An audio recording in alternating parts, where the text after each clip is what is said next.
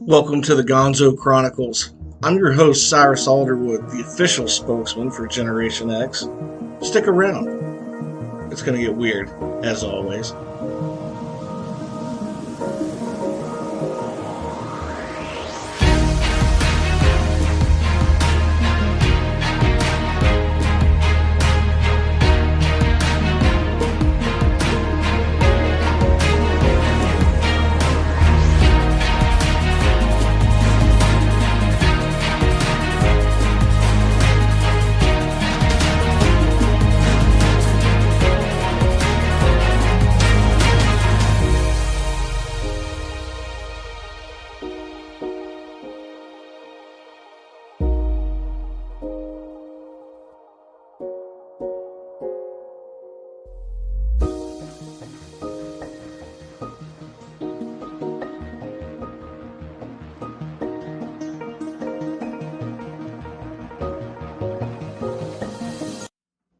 Hey there, it's Saturday, May 18th, and I have been taking a stroll down Hard Rock Lane on YouTube and Rumble for, the last week probably. So, yeah, I've saw so many videos. I've watched so many videos I haven't seen since I was in high school and college. Not just high school, but like when I was a kid, tiny guy. When MTV first came out, or when our town first got it, uh, my little small town, the cable company finally added MTV. We were a little late to the party, but um, by the time we got to some channels here, I'd already missed a couple seasons of the X Files. Kind of pissed me off. However, yeah, I was thinking about just the history of hard rock music and heavy metal, whatever you want to call it, heavy metal, hard rock, hair metal, whatever. Um, I sort of lump it all in, sort of together. But the '70s was such. I guess that's when hard rock really kind of came onto the scene. Bands like Zeppelin and you had Kiss, you had Black Sabbath. Yeah, you had so many really great bands. Laid the groundwork for some really great music that us Gen Xers grew up with. So I was just kind of watching a lot of videos from the '80s and '90s. We really had a lot of great hard rock music uh, that we were just. And today, I guess I still try to listen to whatever I can that's new today, but we really hit the sweet spot in those 2 decades, especially early '90s, mid '90s, because we still had a lot of the hangover from the '80s, even though grunge sort of killed everything. But I wanted to kind of go over, give you a top 10 list of hard rock debut albums, not overall albums of the '80s and '90s, but just debut albums. And I'll break them up into two shows. I'll do the '80s today, and I'll do the '90s another day. But when you think about it, how many great bands came out of the '80s? And I'm going to name a few here, but these didn't even make my top 10 debut albums. But we got Twisted Sister that came out in the '80s. Uh, their debut was Under the Blade in 1982. Great album. Skid Row came out in 1989, and who can forget Youth Gone Wild and I Remember You? Two classic songs. Wasp, they debuted in 1984 with their self-titled album. Dokken came out in 1981, Breaking the Chains. That was a killer album. I love that album. I still listen to a lot of Dokken to this day. I have every one of their CDs. Yes, I still have CDs. Europe, they were big in the '80s, but they debuted in 1983. Even Poison came out in 1986. I saw those cats 5, 6 times live. I saw them open up for David Lee Roth at one point, which was really, really cool. DLR was awesome. But their album, Look What the Cat Dragged In, was probably one of the best albums of the decade too. But unfortunately, didn't make my top 10. Great album though. Warrant came out in the '80s. Bon Jovi came out in the '80s. Kingdom Come. I don't know if you guys remember that band. They came out in '88. 1984, we got our first taste of Anthrax.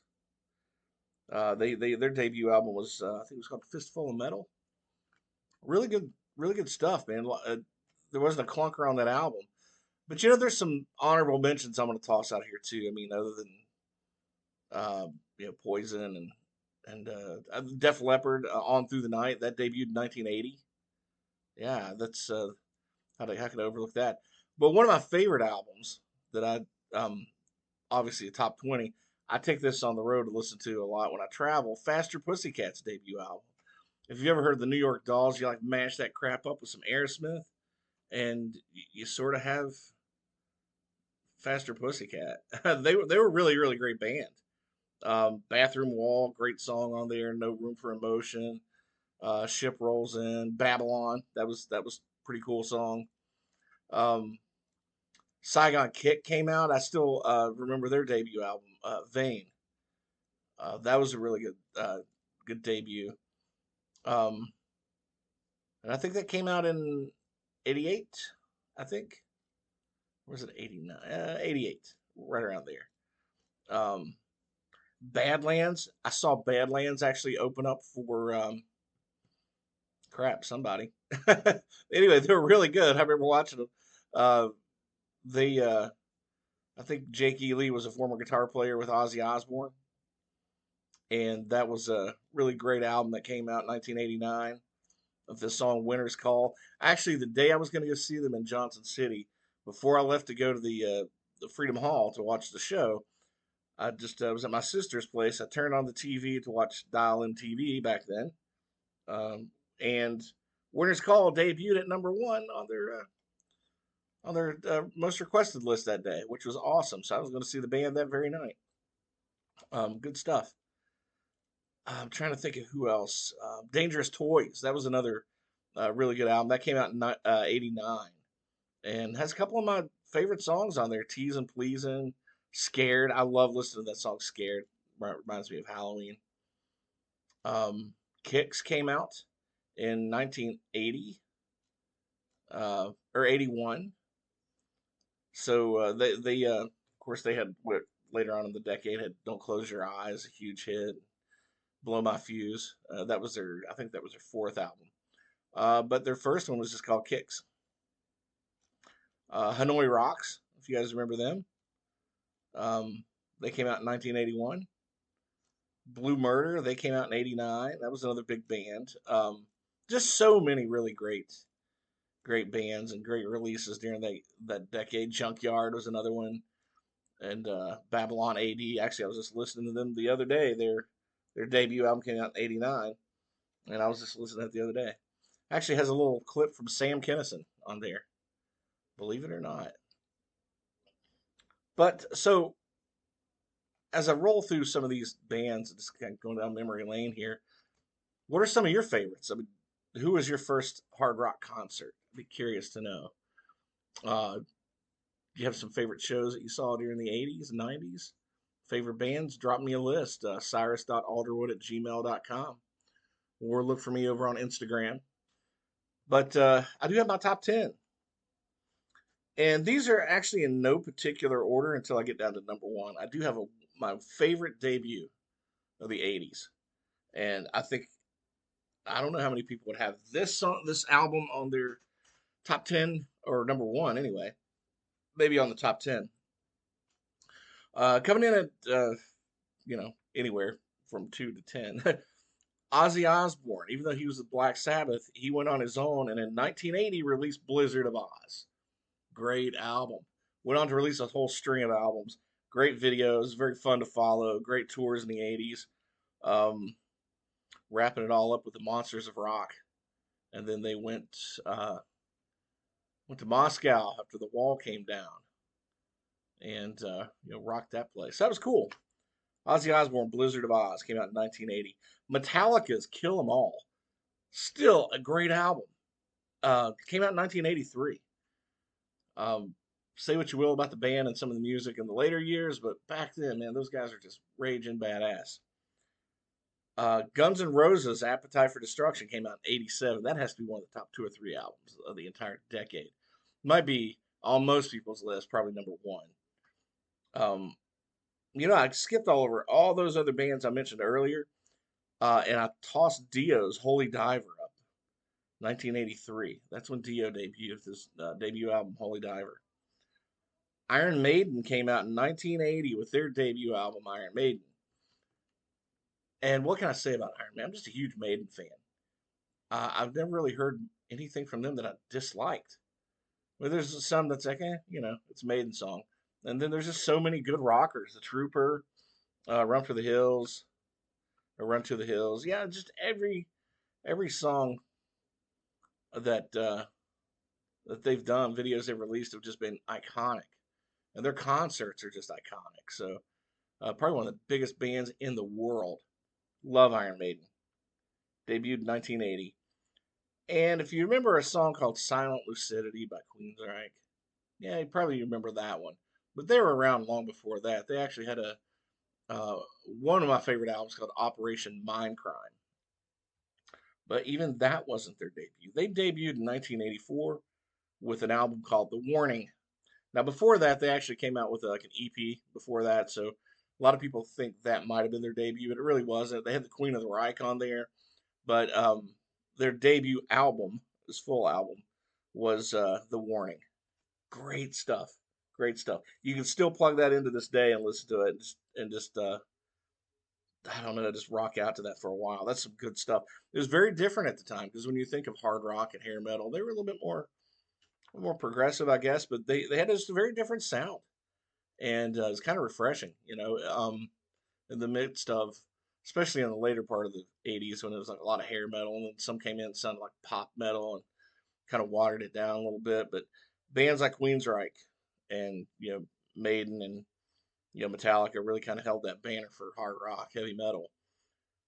Another one of my favorite albums that came out of the '80s, debut album in 1984, Rat, Out of the Cellar. Um, they had I enjoy every Rat CD, every Rat album has been really good. Um, Another CD that I take with me on the road when I travel, Have to Tesla, Mechanical Resonance. 1986 was the debut of that. Actually, I had to look that up. I thought it was a little earlier, but it was 1986, same year that Poison came out with Look What the Cat Dragged In. But Modern Day Cowboy, Little Susie, songs like that are just they're still so good to this day. That entire album, their entire array of albums, everything's held up well all these years. You wouldn't look back and think, oh, it sounded different then. No, it just it's straight rocking. All these years. Um, Motley Crue, Too Fast for Love, debuted in 1981. I really like that album. It's one of the most raw, visceral, like I mean, you didn't get a lot of studio production in there to clean everything up. It was just hard rock and roll in the early '80s, intended for what it was. Vince Neil's vocals didn't suck then, and yeah, it was a powerful album. Actually, it set the tone for everything else they did after that. Actually, it set the tone for what a lot of other bands that came to LA and tried to fit into that hard rock scene were doing. So yeah, a lot of people copied off of Motley, and that's okay because they had some awesome music. However, in my humble opinion, and I know I'm not wrong, um, the top debuting heavy metal hard rock album of the '80s, my favorite by far, Night Songs by Cinderella, came out in 1986. Now, Cinderella went on to have quite a few good albums. They got a little bluesy. I mean, they grew, I guess. People grow musically just like I grow with different stuff that I write and writing style. It's awesome, but you can never take away Night Songs. Every song on that freaking rocks. Um, yeah, Push Push, uh, Nobody's Fool, Shake Me.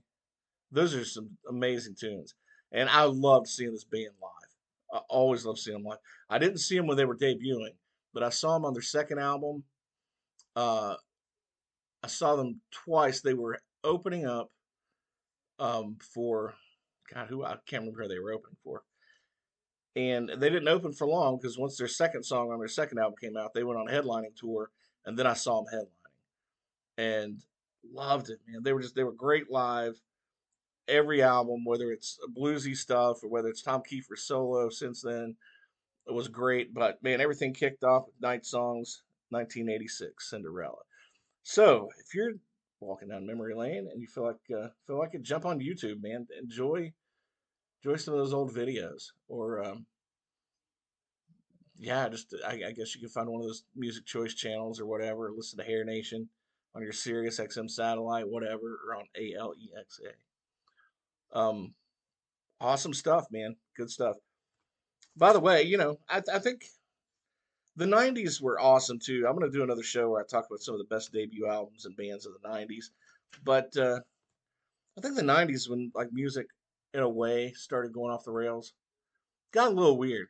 You know, I don't think it was necessarily the music. I think there was a lot of stuff. There was a lot of honesty and truth in the music that no one was listening to, especially with some of the grunge bands later on. Um, I think they were trying to tell us some ways of the world and the ways of LA and the ways of, I don't know, just corrupt entities, especially as they saw it in the music and entertainment business. And nobody really wanted to listen. And then we've seen our heroes down the road commit suicide or, fall to the wayside from like horrible drug use and things like that. And that sort of came back around terribly again in the '90s. But I don't know, I don't know. I guess, as I look back at Gen X, there's a couple little parting shots. I was thinking about this yesterday. A couple of parting shots here. All right, I'm a Gen Xer, and we've all been around the block. And you know what sucks is like I've met so many people with the last name of Cooks over the years, and maybe you've known some people named Cooks, or Cook, or whatever. But not once, not one damn time, have I ever met somebody in our generation with that last name that named their kid Top Jimmy. And that is an insult right there. That is an abomination that not one person had the guts to name their kid Top Jimmy. With a name like that, come on, man. Come on, man. Hell, if I had a kid, I'd change my last name to Cook just to do it. Anyway, but PC culture kind of set in a little bit in the '90s and maybe some in the late '80s with some of the pop bands like REM coming on MTV and telling everybody how the hell to vote. I never understood that. Like, why would you go on TV and tell people what to think and how to vote and then run ads like democracy and rock the vote and like, dude, there's nothing democratic about telling people how to vote. Like, it's democratic to give them two sides and think about it. But you never got that. That's why I thought MTV in the late '80s, especially in the '90s, when they killed music with reality TV, should have not been an entertainment company and declared themselves a PAC, a political action committee, because that's sort of what they turned into. PC culture got strong in the '90s. And that kind of sucks. It was so bad. It got so bad at one point that when that band, a System of a Down came out. Actually, I thought it was just a band made of like retarded people. I didn't know. I didn't know. Oh well, now I do. Anyway, everybody, thanks again for listening to another episode of Gonzo Chronicles. And I noticed I'd sold some books of Tales from the Sunset Pub. I went on and to check book sales yesterday and haven't checked in quite a while. It's like, Sunset Pub's been selling. So if you're out there and you bought that, thank you very much. Uh, if you're looking for a good summer read, hopefully you'll pick up one of mine. Just go to Amazon.com, look up Cyrus Alderwood, and make sure you follow me on cyrusalderwood.substack.com. For those of you who've been following along with the writing prompt challenge, I really appreciate that. I love all the submissions I get from people. There's some really creative folks out there. Some of you listeners that have sent those in, I appreciate it. Yeah, so I post the writing prompt challenge up on my Instagram page. It's the three cards, and then hey, whatever inspires you to write a couple of pages, short story, a scene, whatever. Thanks everybody who's been sharing those with me. Thanks again to the folks down at Super Talk Radio. They've actually been doing the writing prompt challenge announcement every week for several weeks now, and I've been getting submissions mailed to the radio station that they've sent to me. Awesome. Thanks so much for those folks if you're listening on this show. I get those, I read those, and I appreciate it. They're great. So thanks so much. Anyway, I'll be back with another episode soon. In the meantime, I'll see you on down the road. Cheers.